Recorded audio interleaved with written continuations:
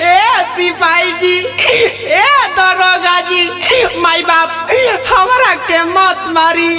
ए दरोगा जी हमरा के छोड़ दी। अच्छा छोड़ दी? साला सब ढोंगी बाबा है।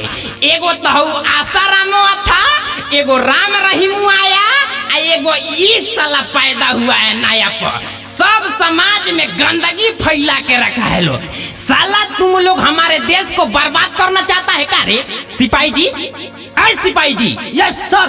का महाराज भाई पकड़िए साला ढोंगिया बाबा को भाग रहा है। ए सर, ए माई बाप जाए ना दी, भले मारे माता तू हंडिल मार ली, लेकिन हमरा के छोड़ ना दी। जेल में बड़ी मौज काटेला सा।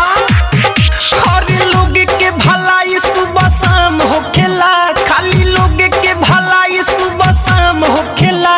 हमरा मठिया में घोटिया न काम होखेला, हमरा मठिया में घोटिया न काम होखेला।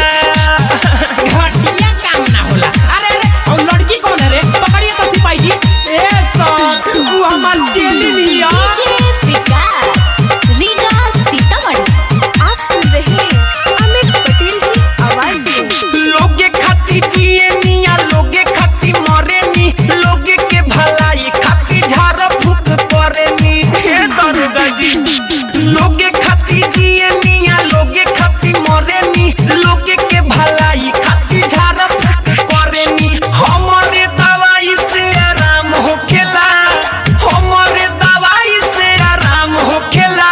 हमरा मठिया में घोटिया न काम होखेला, हमरा मठिया में घोटिया न काम होखेला। दादा ए सिपाही जी छोड़ दी ना। साला तुम्हारा कोई भरोसा है रे? कोई को तुम रेप किया है पहले सही सही बताओ। हाय बाप रे, ए सर हम साधु संत आदमी होई, वैसन कुकरम कानून नहीं कर सकते महाराज। ऐसे न करी सुनी हमारो धोलाई जी, लइका समझिए के छोड़ दी सिपाही जी। अरे दादा अरे ऐसे न करी सुनी हमारो धोलाई जी, लइका समझिए के छोड़ दादा मर दे। अच्छा काम कोइला से नाम होखेला, अच्छा काम कोइला से नाम होखेला। हमरा मठिया में घोटिया न काम होखेला, हमरा मठिया में घोटिया न काम होखेला।